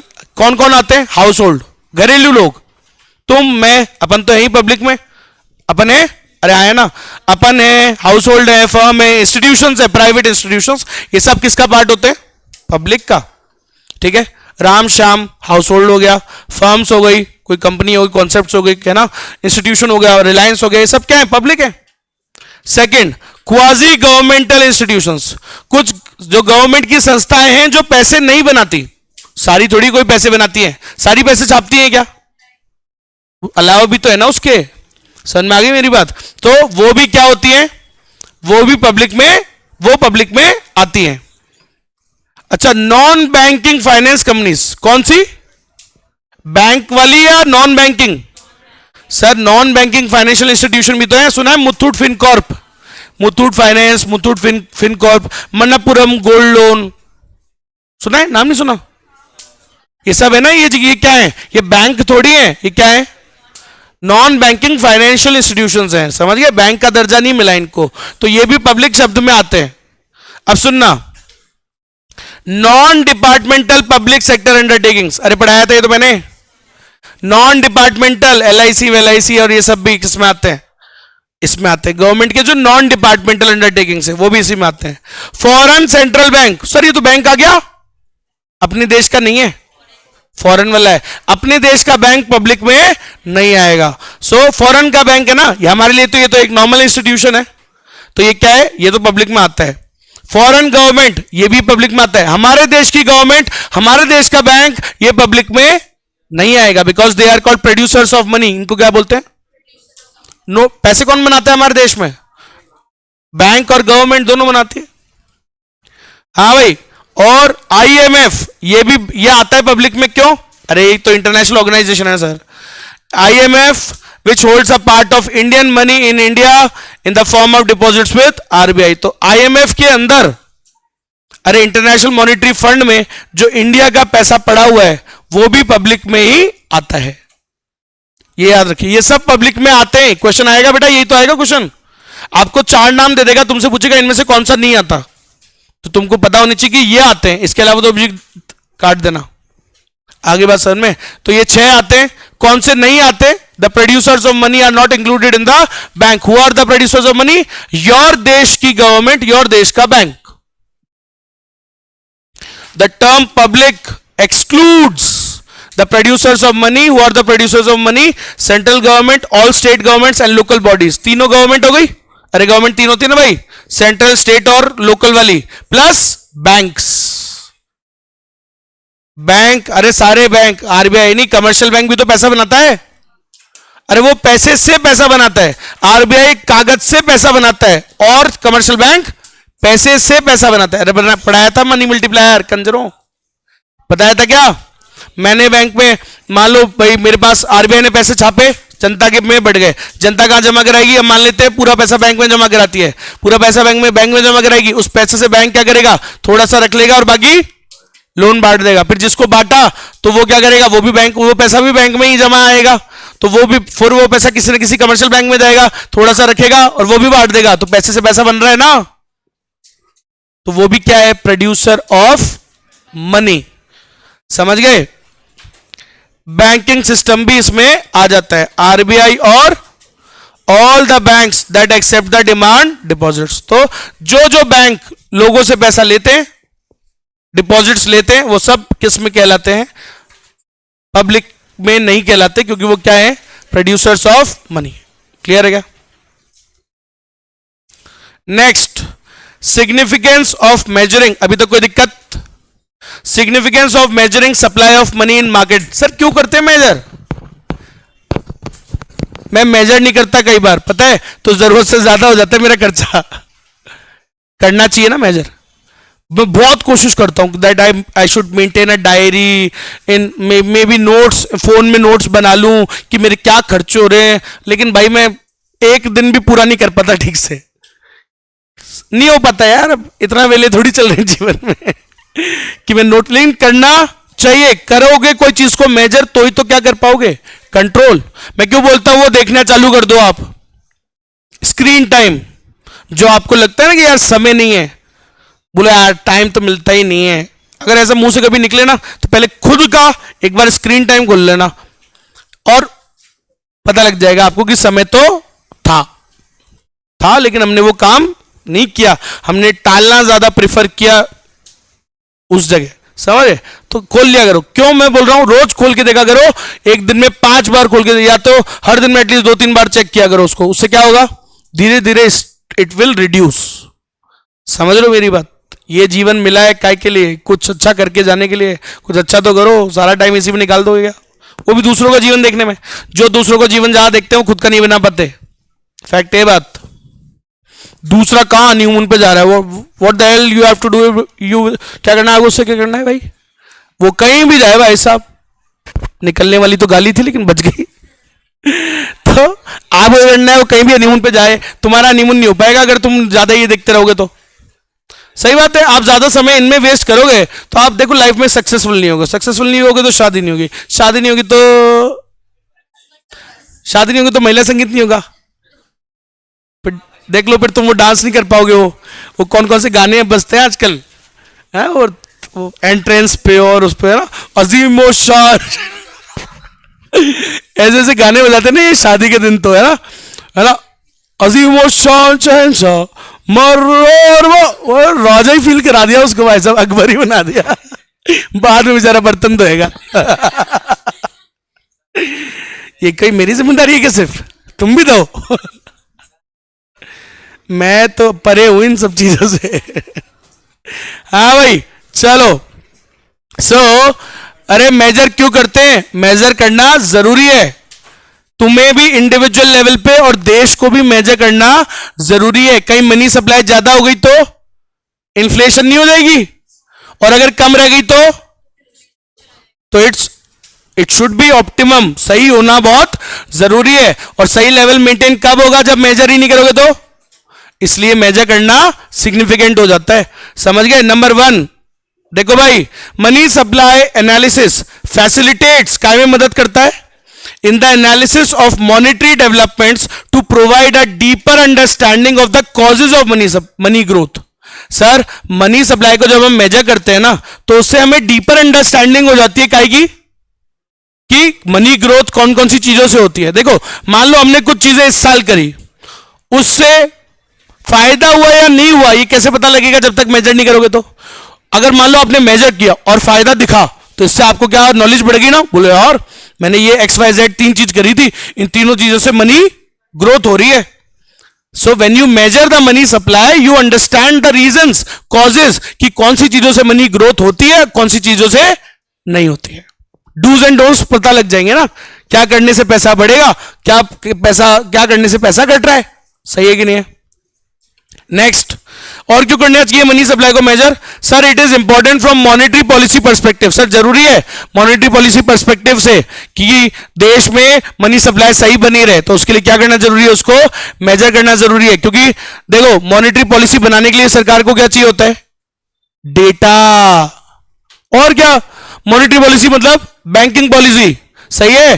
तो ये तो बनती रहती है रेगुलरली, कंटिन्यूस है, साल भर बनती है। अब इसको बनाने के लिए गवर्नमेंट को क्या चाहिए होता है? Current data. तो करंट में डेटा में क्या होता है? एक सबसे इंपॉर्टेंट डेटा क्या है? Money supply. देश में मनी सप्लाई क्या चल रही है, ये एक बहुत इंपॉर्टेंट वेरिएबल नहीं है क्या? अरे जैसे नेशनल इनकम एक बहुत इंपॉर्टेंट वेरिएबल है, वैसे मनी सप्लाई बहुत ही ज्यादा इंपॉर्टेंट क्या है? बहुत ज्यादा इंपॉर्टेंट वेरिएबल है। काय में? मैक्रो पॉलिसीज बनाने में। समझ में आ गई मेरी बात? मॉनेटरी पॉलिसी अच्छी कैसे बनेगी अगर उसको डेटा ही नहीं पता क्या चल रहा है मनी सप्लाई? समझ रहे हो? देश में मनी सप्लाई ऑलरेडी बहुत हाई है और उसने मॉनेटरी पॉलिसी बना दी एक्सपेंशन वाली, तो बेटा लंका लग जाएगी फिर। सोचो, ऑलरेडी हाई है, उसने एक्सपेंशन वाली बना दी तो ये तो और बढ़ जाएगा। इससे क्या क्रिएट हो जाएगी? इन्फ्लेशन। समझ में आया? तो बहुत जरूरी है मॉनेटरी पॉलिसी बनाने से पहले क्या निकालना? मनी सप्लाई को मेजर करना बहुत जरूरी है। सो यही कह रहे हैं वो, it is important from the monetary policy perspective as it provides a framework to evaluate whether stock of money is consistent with the standards for price stability. Sir ये जरूरी है देखने के लिए कि क्या देश की जो प्राइस स्टेबिलिटी है उसके हिसाब से मनी सप्लाई चल रही है या नहीं, कहीं ज्यादा तो नहीं चल रही, कहीं कम तो नहीं चल रही। तो you should always measure it, ताकि ये देखते रहो कि वो कंसिस्टेंट चल रही है नहीं चल रही है, किसके हिसाब से? मनी की जितनी स्टेबिलिटी के लिए जरूरी है वो उतनी चल रही है या नहीं। ज्यादा हो जाएगी तो क्या हो जाएगा? इन्फ्लेशन। कम हो जाएगी तो डिफ्लेशन। तो हमेशा ही चेक करते रहो that whether it is going consistent with the what? With the price stability और नॉट। जो देश में प्राइस स्टेबिलिटी के लिए मनी सप्लाई होनी चाहिए, क्या वो उतनी ही चल रही है नहीं चल रही? क्या पता उससे ज्यादा चल रही हो तो क्या हो जाएगी? चलो, अब sources of money supply. Sir देश में मनी सप्लाई कहां से आती है? देखो दो जगह से आती है। एक छापता है, कौन? आरबीआई। वो कागज से छापता है, समझ गए? प्रिंट करता है ना करेंसी, है ना? तो वो जो छापता है, एक तो वो पैसा, अब जो उसने छापा ओरिजिनल तो पहले छापा ही होगा ना किसी ने। तो देखो कमर्शियल बैंक क्या करता है? पैसे से पैसा बनाता है, लेकिन वो जिस पैसे से पैसा बना रहा है वो पैसा किसने बनाया है? आई कि नहीं आई बात समझ में? पक्का? सो पहले तो आरबीआई ही छापता है ना, तो आरबीआई जो प्रिंट करता है currency, that is the original money, है ना? उसको ओरिजिनल सोर्स ऑफ मनी कौन है? असली में ओरिजिनल स्रोत क्या है मनी का? कहां से आता है मनी? छापता कौन है? आरबीआई। फिर वो छाप के जनता में बांटता है, फिर जनता उसे कहां जमा कराती है? बैंक में। फिर उस पैसे से पैसा कौन बनाता है? Bank, commercial bank. तो ये बैंकिंग, अगर ये नाम लिखा है, ये कौन से बैंक की बात कर रहा है? समझ में आ गई मेरी बात? सेंट्रल बैंक बोलेगा तो क्लियरली बोलेगा, अदरवाइज बैंक बोल रहे हैं तो कमर्शियल बैंक के लिए बात कर रहा है वो। समझ में आ गई मेरी बात? तो देश में पैसा कौन बनाते हैं नॉर्मली? एक सेंट्रल बैंक और एक कमर्शियल बैंक। आरबीआई जो बनाता है उसे क्या बोलते हैं? High powered money. क्या बोलते हैं? और जो कमर्शियल बैंक बनाता है उसे बोलते हैं क्रेडिट मनी। क्या बोलते हैं? देश में मनी सप्लाई कैसे निकलती है? High powered money plus, formula आ गया एक, समझ में आ गया? आगे बढ़ते हैं। सेंट्रल बैंक कौन है? हर देश का अलग अलग होता है। सेंट्रल बैंक का काम क्या होता है? देश के बैंकिंग सिस्टम को संभालना, मेंटेन करना, पॉलिसीज बनाना, ये सारी काम उस सेंट्रल बैंक के होते हैं। सारे बैंकों को का टेक केयर करना, देश की गवर्नमेंट का भी अकाउंट होल्डर वही होता है। सही है? आपकी और मेरी बैंकिंग का होती है कमर्शियल बैंक में, लेकिन सारे बैंकों की बैंकिंग कहां होती है? सेंट्रल बैंक में। सारी गवर्नमेंट्स की बैंकिंग कौन करता है? आरबीआई। तो आरबीआई बहुत सारे फंक्शंस परफॉर्म करता है, आपने 12वीं क्लास में पढ़ा ही है। सो हर देश का अंदर एक सेंट्रल बैंक होता है जो बैंकिंग सिस्टम को संभालता है। सही बात है? हमारे देश का सेंट्रल बैंक कौन है भाई? आरबीआई है। ठीक है? सो आरबीआई होता है हमारे देश का, क्या है वो? सेंट्रल बैंक है। उसके अलावा बाकी बैंक क्या होते हैं? कमर्शियल बैंक होते हैं। कमर्शियल बैंक जो पैसे लेने देने का काम करते हैं, दोनों का, बोरोइंग एंड लेंडिंग बोथ। ठीक? Decisions of central bank determines money supply in an economy. सही बात है? अभी तो बताया था मनी सप्लाई किससे आती है? H plus C, high powered money plus credit money. तो सही तो बोल रहा है। देश के मनी सप्लाई में भाई, देश के मनी सप्लाई को कौन ज्यादा इंपैक्ट करता है? कौन इंपैक्ट करता है? Decisions of central bank. अरे सेंट्रल बैंक की तो छाप रहा है ना, ये वाला पैसा कौन छापता है? और आपको एक बात बताऊं, आगे वाला वो दूसरा वाला भी कौन, उसको भी कौन कंट्रोल करता है? करता तो सेंट्रल बैंक ही है ना वो भी। अरे वो भी सेंट्रल बैंक ही कंट्रोल कर रहा है, तो बेसिकली सेंट्रल बैंक ही तो डिटरमाइन कर रहा है देश में मनी सप्लाई कितनी होगी। बढ़ानी हो तो बढ़ा देता है, घटानी हो तो कम कर देता है, दोनों कर सकता है वो। Central bank of all the countries are empowered to issue currency. सही बात है, सारे देश में जो सेंट्रल बैंक है उनको पास ये क्या होती है, उनके पास ये पावर होती है काय की, टू इशू करेंसी, करेंसी को इशू करने की। समझ गए? हमारे देश में चिल्लर के अलावा बाकी सब कौन इशू करता है? आरबीआई। 1 और 2 रुपए की चिल्लर गवर्नमेंट को अथॉरिटी इशू करने की, बाकी सब इशू कौन करता है? 2 के ऊपर सब आरबीआई। सेंट्रल बैंक क्या कह रहा है? सेंट्रल बैंक जो पैसा इशू करता है उसे क्या बोलते हैं? High powered money. High powered money क्या है? जो भी वो इशू कर रहा है, छाप रहा है, मॉनेटरी बेस भी कहा जाता है इसको। क्या कहा जाता है? आरबीआई जो छापता है वही तो बेस है, उसी पैसे से पैसा ही तो बनेगा ना। फिर मैंने क्या कहा था? आरबीआई ने 100 करोड़ छापे, तुम में बांट दिए, अब तुम उस पैसे को क्या करोगे? बैंक में जमा कराओगे, तो फिर बैंक उस पैसे से पैसा बनाएगा। तो बैंक जिस पैसे से पैसा बना रहा है वो पैसा किसने बनाया है? वो बेस तो उसी ने दिया है ना। तो आरबीआई जो छापता है पैसे वो मॉनेटरी बेस कहे जाते हैं या high powered money. So high powered money and is also called monetary base. ये क्वेश्चन आ जाता है, याद रखिएगा। It is also called monetary base. क्या होता है हाई पावर्ड मनी? जो भी कौन इशू करता है, ठीक है। It is the source of all other forms of money. अरे बाकी सब इसी से ही तो बनाते हैं पैसा, पहले तो यही बनाता है ना। The currency issued by the central bank is also called, बताया था मैंने, सेंट्रल बैंक जिसको भी बोल दे कि आज से ये पैसा है वो क्या बन जाता है? सेंट्रल बैंक बोल दे, बोले आज से ये बोतल पैसा है, तो पैसा बन जाएगा। 1 लाख की जगह ये बोतल बिकेगी, फिर बोतल जाएगी। बोले 1 लाख मतलब ये बोतल, सेंट्रल बैंक बोल देगा तो ये भी बन जाएगा fiat money. What is fiat money? Whatever the government authorises. Government बोली कि आज से ये ऑथराइज्ड है एज अ मनी 1 लाख, तो ये 1 लाख हो जाएगा, कोई दिक्कत नहीं है। आगे बात समझ में? सो गवर्नमेंट किसी भी चीज को बोल सकती है। वो बोलेगी आज से 5,000 का चलेगा तो 5,000 का चलने लग जाएगा। वो बोलेगी 15,000 का नोट चलेगा 15 का चलेगा। वो बोली 17 का चलेगा तो 17 का चल जाएगा। सो जो भी गवर्नमेंट इशू करती है वो उसको फिएट मनी कहते हैं एंड इट इज बैक्ड। अब एक लाइन और सुनिएगा, आरबीआई जो भी पैसा इशू करता है, हाँ बचपन से हमेशा सबके मन में ये बात रहती है कि सर जब नोट छापते हैं तो थोड़ा ज्यादा क्यों नहीं छाप लेते? कागज ही तो लग रहा है, 4-5 पेड़ एक्स्ट्रा काट लो। ये होता है ना, ऐसा सवाल हर आदमी के मन में स्टार्टिंग में आता है बचपन में, है ना। अब जो इको पढ़ लेते हैं तो उनको तो समझ में आ जाता है कि बोले ये बेसलेस सवाल है, कोई मतलब नहीं होता इसका। लेकिन जो नहीं पढ़ते उनके मन में सवाल ये रहता है, बोले जब छापनी है तो थोड़े ज्यादा क्यों नहीं छाप लेते? अमेरिका से ज्यादा ही छाप लो, पेड़ ज्यादा लगा लो, काट लो, कागज आ गया, छाप लो। ऐसे छाप नहीं सकते ना सर हम। क्या होता है, जितने आरबीआई इशू कर सकता है करेंसी वो उतने ही कर सकता है। उसके लिए क्या होने चाहिए? उसके पास उतने ही बराबर इक्विवेलेंट अमाउंट का बैकअप में क्या होनी चाहिए? असेट्स होनी चाहिए, लिक्विड असेट्स। इतने ही वो छाप सकता है। तो अगर 200 करोड़ छाप रहा है तो 200 करोड़ की उसके पास क्या होनी चाहिए? बैकअप असेट्स होनी चाहिए। ऐसा सिस्टम चलता है, आज भी चलता है, ज्यादातर देश में यही चलता है। लेकिन कुछ देशों ने थोड़ा सा नया सिस्टम फॉलो कर लिया है आजकल, जिसके अंदर क्या होता है, आज के डेट में बराबर रखने की जरूरत नहीं है। उन देशों में ऐसा हो रहा है बराबर नहीं रखते, उसका एक परसेंटेज 1/10 समथिंग कुछ रखते हैं। समझ गए? बहुत, तो 1/10 क्या होता है? 10% रखने की जरूरत है सिर्फ। तो आजकल उतना बराबर रखने की जरूरत सब देशों में नहीं है। समझ गए? तो इंडिया ने भी अडॉप्ट कर लिया है। सुनिएगा, सो नॉर्मली, लेकिन बात तो वही है, द करेंसी, जो भी अपन करेंसी इशू करते हैं, एक लाइन सुनना फिर करूंगा छुट्टी, ये बात बता दूं पूरी। जब आरबीआई जो भी पैसा इशू करता है ना, वो उसकी लाइबिलिटी होती है।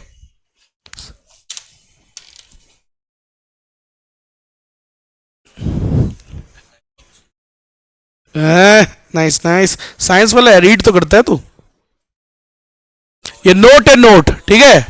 इस नोट पे अगर मैं यू वो तो नहीं कर पाऊंगा जूम, लेकिन आपको बता देता हूं, यहां गवर्नर का हो रहा है पहले तो सिग्नेचर। सुंदर वो हो रहा था, है ना, था ना पहले सुंदर। क्या है? नहीं नहीं, यही वाला दिखाऊंगा असली। इसका मजा अलग होता है, देख के नहीं, मैं खुद पढ़ के बताऊंगा। बेटा तुमसे ज्यादा दिवालिया देखिए, मेरे को पता है क्या देना होता है क्या नहीं देना होता। पैसे नहीं देते, एक बुलेट भी नहीं देते, और भी कई चीज है। हाँ भाई, तो क्या लिखा है देखो, गवर्नर वाली पे, मतलब इस पे क्या लिखा होता है, नोट पे बता रहा हूं। गवर्नर प्रॉमिस कर रहा है और साइन है उसका, है ना। I promise to pay the bearer जिसके पास ये होगा उसको मैं प्रॉमिस करता हूं, I promise to pay the bearer the sum of 500 रुपए। आप समझ रहे हो मेरी बात? इसके अंदर कोई कमोडिटी तो है ही नहीं ना, ये सिर्फ क्या है, एक वादा है, वादा। जो कौन कर रहा है? गवर्नर कर रहा है, आरबीआई का गवर्नर कर रहा है, दैट आई प्रॉमिस टू पे, जिसके पास भी होगा उसको 500 रुपए देने के लिए मैं लाइबल हूं। समझ गया मेरी बात? तो आरबीआई जो भी पैसे, उसी ने छापे ना ये, आरबीआई जो भी पैसे छापता है वो उसकी क्या होती है, एक तरीके की लाइबिलिटी टुवर्ड्स दैट पर्सन जो उसको क्या कर रहा है, होल्ड। समझ गए? तभी तो आज ये हल्का सा नोट कट जाए, अगर ये कट जाए, you can take it to the RBI and change it, बदल के देगा आपको हक से, हक से। समझ में आई मेरी बात? पूरा बांट दे तो जलेजा, कितने पड़े तेरे पास है? दे तो रहे ना, ये कम बात है कि मतलब बिल्कुल ही आदमी की मर्जी ले लो तुम पहले तो पहाड़ लिया तुमने, केयरफुल तो रहो थोड़े बहुत। हाँ समझ में आ गई ये लाइन? आरबीआई जो भी पैसे छापता है वो उसकी क्या होती है, एक लाइबिलिटी। ये लाइन आएगी बाद में एक बहुत तगड़े कॉन्सेप्ट में, इसलिए आज समझ लो ये बात। आरबीआई जो पैसे छापा है वो उसकी क्या है, एक लाइबिलिटी है टुवर्ड्स द कंट्री। और लास्ट लाइन क्या कह रहा है, हाउएवर इन प्रैक्टिस, आजकल वो बराबर रखने की जरूरत नहीं है, इक्वल बराबर रखने की जरूरत नहीं होती, बैकअप कितना रख लो, most countries opt minimum reserve system. तो आपने 1000 करोड़ छापे तो उसका कुछ एक मिनिमम रिजर्व होता है, वो रख लो बस, बराबर रखने की जरूरत नहीं है। क्यों? क्योंकि ऐसे प्रॉब्लम आ रही थी दुनिया में, रिजर्व उतने है नहीं, गोल्ड उतना है नहीं, और इससे तो फिर हम रिस्ट्रिक्ट हो गए कि इससे ज्यादा नहीं छाप सकते। तो आजकल वो नया सिस्टम आ गया इसलिए, जिसको बोलते हैं मिनिमम रिजर्व सिस्टम, जहां पे क्या करना होता है, whereby central bank issues currency to any extent, कितना भी छाप सकते हो, बराबर रखने की जरूरत नहीं है, by keeping a certain minimum amount of gold and forex reserves. तो इसका एक मिनिमम अमाउंट थोड़ा बहुत रखना पड़ता है सिर्फ। अरे आई कि नहीं आई बात समझ? इसके आगे कल। और बेटा छुट्टी मत मारना, मैं वीडियो नहीं दूंगा किसी को भी ये बात, नो हॉलीडे।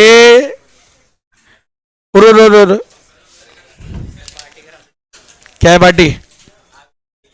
आओगे तो देखेंगे, आओ यहां पे, यहीं पे ही।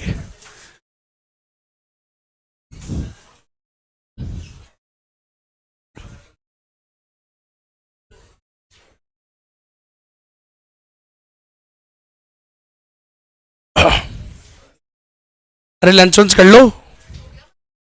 अच्छा हो गया था? अरे हाँ तुम्हारा तो पहले ही हो गया। फिर पढ़ाई कर लो, टेस्ट वो भी आने वाले होंगे सर, उसके जस्ट बाद टेस्ट है।